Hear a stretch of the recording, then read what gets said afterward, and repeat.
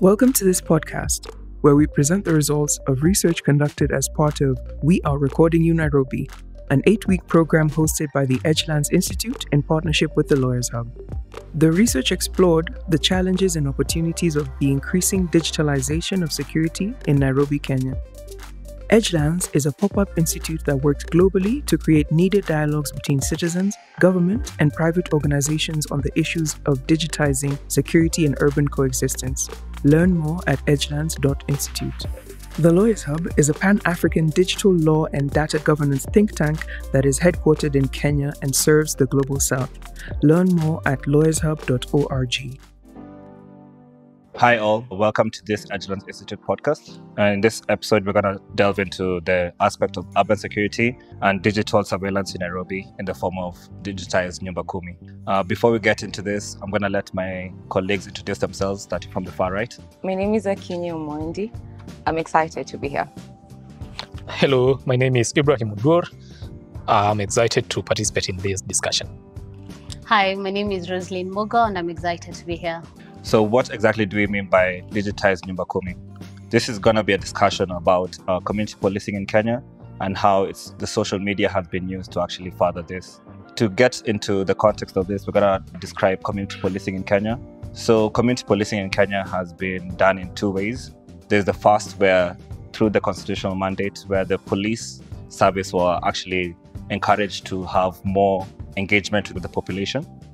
And the second way has been through Nyumba Kumi, which came through in 2013, where there was a terrorist attack and individuals actually ended up losing their lives. And through this, the executive decided to pass an order to have individuals be able to monitor each other and monitor their neighbors for security purposes, as most of the terrorists were actually within the Nairobi setting and they actually knew the neighborhood and they knew each other. So this is how we ended up with the Nyumba Kumi. And before I actually get too far, I'd like to explain that Nyumba Kumi is actually a Swahili word that means 10 houses, or more or less 10 households. And through this, we have individuals now monitoring each other and passing the information to the communities and informing each other about what's happening around them. And with this, I don't know if any of my colleagues are able to know all the neighbors per se, personally, and I'm guessing mostly it's through either WhatsApp groups from the estates or the neighborhoods. The kind of social life that we live today, it would be difficult for you to know 10 of the neighboring households, where we live, and that is especially if you look at the context of the middle class, where people get in and get out, get in and get out. Interestingly, if you are within a social media platform, let's say WhatsApp or a Facebook group, then this is possible. You would know that, okay, there's this such and such a person who goes by this name, lives in this neighborhood, such and such a person who goes by this name. So looking at it from a digital perspective, I think presents us with, some real interesting, perspectives that we are going to look at. And with that, I think this is how we have seen Nyumba Kumi moving away from the physical aspect of actually knowing your neighbors personally, and now moving into the social media aspect, or more or less the online aspect of it. And with this, I'd like to move the conversation down to Roselyne, where she's going to actually tell us how social media has actually affected Nyumba Kumi in this. Thank you, Justin. So for our research problem, we just wanted to examine how exactly social media has been used to share information on instances of security and insecurity around Nairobi. Now, the overarching theme by Edgelands was We Are Watching You Nairobi. So we wanted to take a spin at it and actually see that we're watching you Nairobi, but from a digital lens. Like, how much are people watching you, or how much is the state watching you from social media platforms, be it WhatsApp, is it Facebook, Twitter, Telegram. And for this, now we came up with our overarching topic, which was on the extent of social media community policing. Social media community policing is essentially how online users are using social media platforms to police, that is to take up this law enforcement role of either monitoring, reporting and also implementing on certain illegal behaviors. And it's on this basis that as a group, we decided to take up this as a topic. And the group majorly focused on Facebook and Twitter. And in this case, we thought to look at various crimes that have been reported. That is from cyberbullying to, if I may say, ordinary crime, that is theft, burglary, murder. We have rundowns, and then we also looked at hate speech and harassment. And the whole basis of it was that it was not just the state watching you through their social media platforms, but also people watching you through their social media platforms. I think everyone here has seen the various tags where something is reported and someone just tags DCI, like hashtag DCI, hashtag Pichwa kwa DCI. And the whole aspect of it is that it might seem simple, but at the end of it all, it is a form of surveillance and it is a form of community policing. And the whole overarching angle of our problem was that we wanted to see what's the extent of this, majorly from the private perspective and also from the public perspective, and to come up with various impact that we see of this impacting on social life as well as ordinary life. So as you mentioned that we wanted to look at the private and public aspect of it, is there a way that the private individuals have been able to share this information online? So as I mentioned, we did research on 2 platforms. So we did Facebook as well as Twitter. For Facebook, we looked at various handles which people have been using to either report crime as well as to engage the police with respect to various criminal activities. Same as Twitter. I think on Twitter, we looked at the famous DCI handle that I think initially came to the forefront because of its good storytelling, and which has now evolved to a point where now that we see the DCI, because I think it was a way of also cleansing their image, because from a historical background, immediately you used to mention DCI, it was always associated with, you know, the Nyayo chambers and everything else. But now to the point where now people are actually free to tag them, to report crimes, and for them to engage with people on a very personal perspective. And also we looked into now other, I might call them private pages. Like we had the Counterterrorism KE page. We also had Insecurity KE. And then we also had now the various influencers who use their platforms to report crimes, like Boniface Mwangi.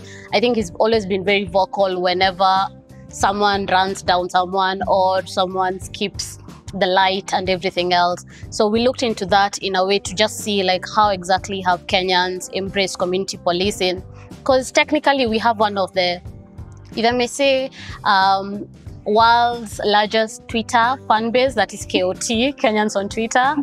I mean, CNN can attest to that. I think so. That was the whole essence of our research. Is there any other negative aspect of the surveillance online? I think if you look at what is being posted online, especially with regards to reporting of crime incidences, there are a lot of things that come to the fore. When I was doing the research, some of the pages that we looked at was there is Nairobi Crimes Alert, then there is Kenya Crimes Alert, you know, which basically are pages that are used to post, you know, crime or security incidences. So one thing that, you know, catches your eyes when you look at these pages is the posting of images of, you know, people who are, you know, quote unquote, suspected of committing the crimes, and also posting of the places, so that you find that without intending, somebody ends up posting somebody else's shop, somebody else's house, somebody else's entire neighborhood. And then what happens is that as the images go viral, then these people, you know, are able to be seen by so many people. So one of the concerning things that you observe in the space is inadvertently people get exposed. Basically, your privacy. And so the question that I think rises, and perhaps we'll be discussing this towards the end, you know, are questions of how does, for example, the data privacy law help to curb this? Also, at the same time, I understand there's been documented cases where the police actually using social media to actually surveil gangsters or so-called gangsters in the city. Yeah, I think in 2018 it was reported that there were rogue police officers that were monitoring gangsters in various areas. I think there was Hesiwa Kayole, Hesiwa Huruma, and the whole essence of it is that someone just takes on a social media persona and just breaks it through. And it was interesting because at the end of it all, it's also scary, because if they can be able to surveil you through such kind of means and you don't know who they are, I think it just brought, as Ibrahim said, those privacy issues, and also that whole aspect of state machinery, like to what extent will it go till the point where now it becomes an illegal activity? Actually, I think the word I was looking for is profiling.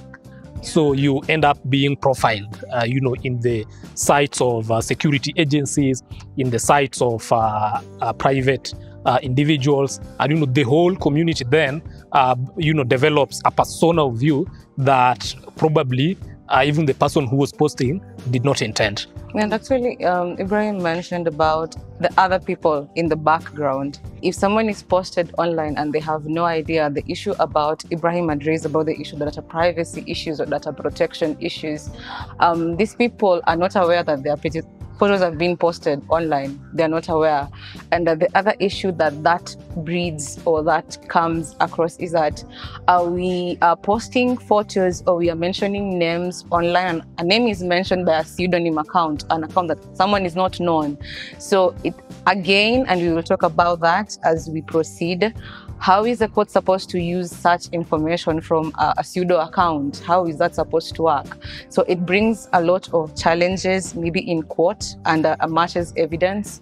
So, yeah. Okay, and I'd like to take this a step further and actually ask about how the methodology that was used to undertake this research. What we did was to do an analysis after doing a bit of background reading on use of social media as community policing tool. We narrowed down to now analyzing the social media platforms and to expose which kind of crimes are being reported, which kind of security concerns are being reported. So we looked at Twitter, we looked at Facebook, we looked at the social media pages, Nairobi Crimes Alert, the DCI handle, and one thing that catches your eyes if you look at all these things is that the method of communication normally is through a crime incident report. Something has happened in a place, somebody either gets information about it and posts it as a narrative, or if somebody watched it, it happened where they are, use of dash cams or use of their own phones to capture the incident, then they post either the image or the video of the same. That's very interesting. And I'd like to know, after conducting this analysis and research, what are the general findings that we were able to come up with? I think one of the major things that we discovered is this. We're talking about surveillance, and we're speaking about private actors and public actors. And the public actors include the police, who are supposed to use this information they have attained or they have obtained from social media and bring them as evidence to court. So when we come to court, we're going to talk about the evidence in court and also talk about the right to a fair trial of an accused person in criminal matters.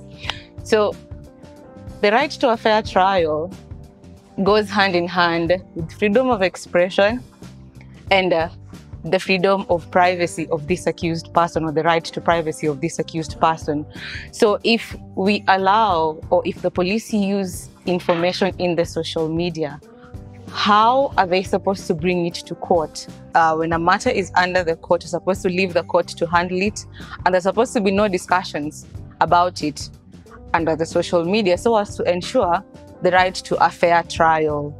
But we keep on seeing when a matter has come or the origin is social media, it'll trickle down. When the matter goes to court, the conversation continues in social media. That is a very major, it's a big challenge, which I think the court has been against for some time. Yeah. So just to wrap this up, since the discussion topic was community policing and especially on digitized nyumba kumi, so do you think that the crime rate has actually reduced and identification of criminals or alleged criminals has actually been acted upon? Personally, I think not quite. I think it has just enabled that there's free flow of information. But I feel as if, as Akinyi said, I think the state started using social media to just sort of just to surveil and to just keep people in check, other than to act now on the various tips and reports that they're getting. I think the perfect example is when I think the police issued a statement after a fellow officer went on TikTok and started complaining about, I think, police welfare, and they issued a statement, and they even came up with a policy restricting the use of the use of social media by the police themselves. And if you take that in that context, that instead of actually improving on the welfare, they decided to just protect their image.